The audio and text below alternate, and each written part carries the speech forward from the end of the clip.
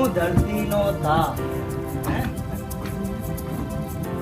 તમને ખબર છે તમારા ભાણામાં જે જમવાનું આવે છે એ કેટલો લાંબો પ્રવાસ કરીને આવે છે? બિયારણથી શરૂ કરીએ, કીટકોને દૂર કરીએ, ફેરિયાઓ ફેરી ફરે, તઈ પછી તમારી પાસે આવે છે. જો માએ રાંધ્યું હોય ને તો ધન્ય છે, બાકી તો બધા ધંધાર્થી છે. માં અને બાપ આ બે જ તમને નિસ્વાર્થ પ્રેમ આપે છે, અને કદાચ એટલે જ બાપ એટલે કે તાતની પદવી અમને મળી છે. ગાડી મજૂરીમાં નિસ્વાર્થ પ્રેમે ખાલી તમારા મુખમાં એક કોડિયો જાય ને એની આ ધરખમ પરિશ્રમની ફરા છે. પણ મારા મિત્રો કહે ના, આપણે ખાલી ખેડૂત છીએ, આપણી પાસે ખિસ્સા ભરવા માટે ખિસ્સાય નથી. આપણે એવું નહીં વિચારવાનું. આપણે વધીને વધી સરકાર પાસેથી મદદ માંગવાની કે ભાઈ ઓછા વ્યાજે ધિરાણ આપજો, વ્યાજ માફ કરી દેજો, ટેકાનો ભાવ આપજો. એનથી વિશેષ આપણાથી ન વિચારાય. આપણે ધંધારથી નથી, આપણે તો સુખ અને સંતોષનો જ રોટલો ખાવાનો.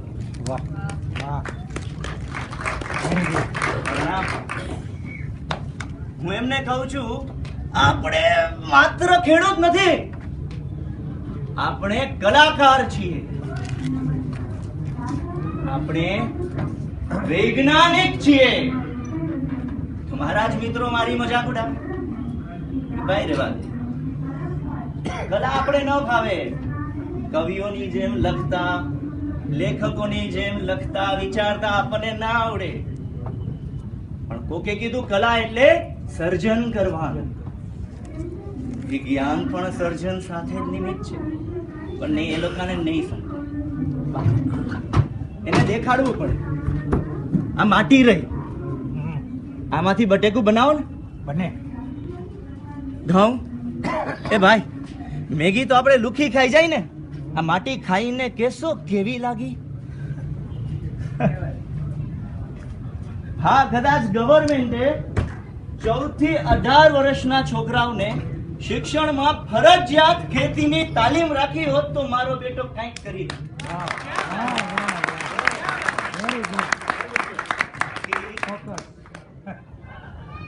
આ ખેતી કોણ કરે છે?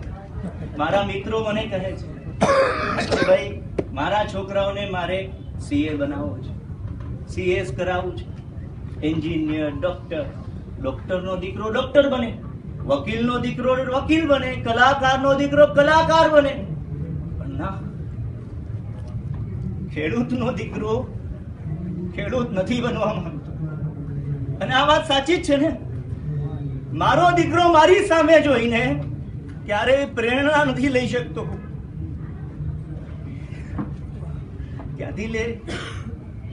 ક્યાંથી લે? બાપ, મારી મદદ કરો બાપ. આ કલાને બચાવો બાપ. આ વિજ્ઞાનને સમજો, આ સંસ્કૃતિને જાળવો બાપ.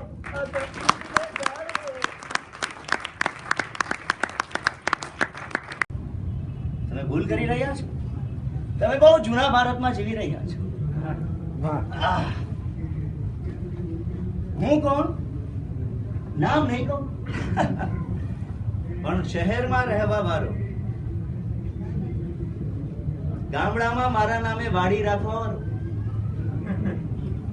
એગ્રીકલ્ચર ઇન્કમ ટેક્સ માંથી એક્ઝમ્પ્ટ લેવા વાળો. ત્યાં જે કામ કરે ને એ તો માત્ર મજૂર છે, મજૂર. આ મને ખબર છે કે ઘણી વાર એવું થાય કે મારા જેવા માણસોને લીધે કદાચ કોઈ બિન ખેડૂત ખેતી કરવા માંગે ને તો પણ એને કાયદાકીય ગફલત કર્યા વગર ખેતી મળવાની નથી. પણ હવે તમે જ મને કહો, આ ભારતનું કમનસીબ છે કે નહીં? જેની પાસે ખેતર છે એને ખેતી કરવી નથી, નવી પેઢીને આમાં તો રસ જ નથી. અને જે ખરેખરનો કલાકાર, જે ખરેખરનો વૈજ્ઞાનિક, જે તાતરૂપી ખેડૂત છે એ આત્મહત્યા કરે છે. સારું આ સમજાય ને, આટલી મજૂરી કરે છતાંય ધિરાણ લીધેલા રૂપિયા પાછા ના આપી શકે એટલે સ્વથી પર થવા પણ તૈયાર છે. આ સોમાન કેવું! અહીં તો કરોડોના કાંડ કરી જાય તોય પેટનું પાણી હલતું નથી. પણ આને મૂર્ખાઈ કેવી ને, એ પણ મૂર્ખાઈ છે. હવે તમે જ વિચાર કરો, જો હું અત્યારે અહીંયા શહેર સુધી ના આવું, અત્યારથી રૂપિયા ન કમાવ, મારા દીકરાની મોટી કમાણી વિશે વિચાર ન કરું, તો આ બટેકા, ઘઉં, આ પીઝો વિઝો આ બધું તો ઇમ્પોર્ટ જ થવાનું છે કે નહીં? અને આપણે તો કઈને આવડવાનું નહીં. અચ્છા, ઇમ્પોર્ટ ન થાય તો બિઝનેસમેન કા કંપની બ્રાન્ડના નામે મોટા મોટા ભાવ લઈને વસૂલશે કે નહીં? તો સાહેબ ખિસ્સા તો ભરવા પડશે ને, આગે ના? તો બોલો, કેવો લાગ્યો આ ખેડૂત? છે ને સાચો કલાકાર.